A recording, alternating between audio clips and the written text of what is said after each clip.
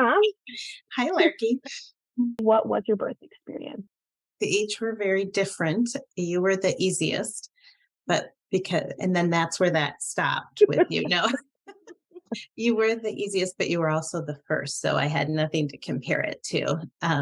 But I didn't know what to expect. And though I had read the book, What to Expect When You're Expecting, which was a huge book back in the early 90s. And I thought I knew what to expect. And then, you know, it just everything goes as it goes when you have a baby. They took you out we got to see you and hold you and, really have time with you. And then they said, we're going to wash the baby up and we'll be back. And I think we were eating a meal and they're like, here's baby Lewis. And 'cause that's our last name. And then we're looking at this baby and well, for one, it was a boy. And then we were like, okay, this is not our baby. And we had a girl. And then we realized they had got the mix up because that baby's first name was Lewis. And Mhm. so then we were like, oh my goodness. And so then we pretty much kept you in the room with us. And then one night they encouraged us to let you go to the nursery because they really wanted us to get sleep before they sent us home. And then after about 2 hours, they brought you back because you were keeping up all the other babies in the nursery. So you were right there with us side by side from the beginning. Just making some friends. That's Yeah. all. Your friends just wanted to sleep.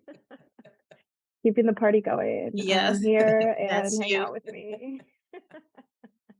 I remember driving home from the hospital with dad and thinking, I did not read a book for this point. Like I really knew everything about being pregnant and having the baby, I thought. And then what do I do now that I have this baby? So I mean, you just said it happens how it's going to happen, but anything you're particularly worried about or things you thought were going to happen that didn't? yes, the second time I think I was more fearful because ignorance is bliss the first time, so you don't know. The second time I was more fearful. But I think with you, you know, Lamaze was big then, and we live in a town in, central Wisconsin. And at that time, there wasn't really internet or anything like that where you could take classes online. So the only Lamaze classes were in the evening, and your dad worked second shift then. So you couldn't go back then to Lamaze by yourself. You had to have a person with you. And we had just moved here, so I didn't have any family. So I couldn't go to Lamaze. And I thought, well, what do I do? And so I went to the hospital and just wanted to tour the room. And I remember the nurse saying to me, what are you doing to prepare for this baby? And I was like, well, geez, I'm reading every book. I really think I am preparing, but I thought, well, maybe I should get a video. So we left and we did watch the video on Lamaze, and that probably scared us a little bit beforehand. And then when we went to when you were ready to be born, that same nurse was my nurse. And so I felt a little uncertain about that. But then I think it was one of my contractions, and I was like, oh, this really hurts. And she said, kind of dismiss the pain. And that's when I said, you know what? This isn't going to work. I'm going to request a different nurse. And I mean, I was, 25 years old, but I knew at that time this wasn't how things were supposed to be. So we ended up getting a great nurse, and her name was Nurse Cindy, is what we'll call her. And we all still love her every time we see her in town. And I think that you learn early on to advocate for yourself and your kids. Yeah, I know. That's such a crazy story Yeah. and I feel like we still hear stories of that, of people that don't fit a certain narrative of what people expect of in these boxes. And like, if you love your child and you're bringing them into a happy, healthy home, why do you care? You don't need to be judgy. Yeah. And at the end of the day, I mean, the breathing helps some, but I mean, things just happen. And I don't think I realized how unimportant that probably was in the big scheme of things at the time. Okay, yeah. What do you remember from your first year of postpartum? I think for you, it was it was me switching careers. So I was a flight attendant and was away a lot. So decided I didn't want to do that again. We moved to a new area and we didn't have family that we could have had for daycare. So I, at that point, transitioned to working part time and was kind of starting a new career a little bit. And but I remember having a lot of time off. The airlines gave you a really nice amount of time off. So I didn't have to work for 6 months. And I think that was lovely. And I got to nap when you napped and, some of the things that they tell you to do.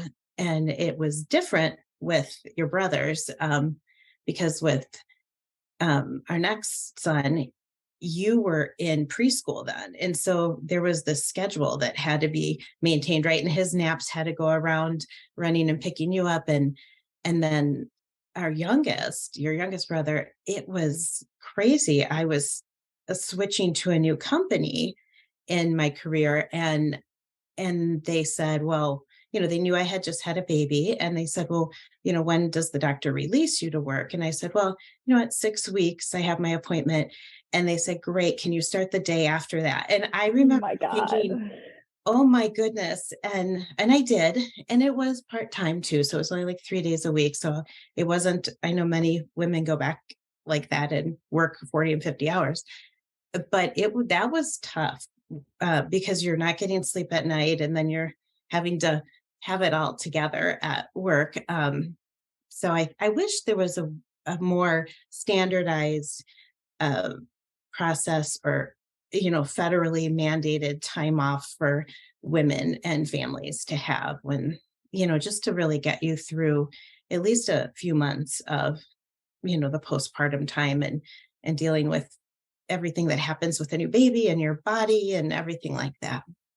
Is there anything you wish you would have known going into the experience of giving birth and the postpartum part of your life? Um, I think I thought, when you pick your doctor, when you find out you're pregnant, and again, for us, we had just moved to the area, so it wasn't like I had an established OBGYN. And I was really, at that time, we didn't have any female ones here in our town. And I was really disappointed by that. And I thought, oh, this is just, I can't believe this. And, I was really frustrated with that. And then I realized when you have a baby, um, assuming you have just a pretty typical birth, I suppose, the nurses do everything. So, while your doctor is important for, a lot of your appointments, prenatal appointments, you realize the nurses are with you the entire time. And the doctor kind of just sachets in the last few minutes and takes all the credit.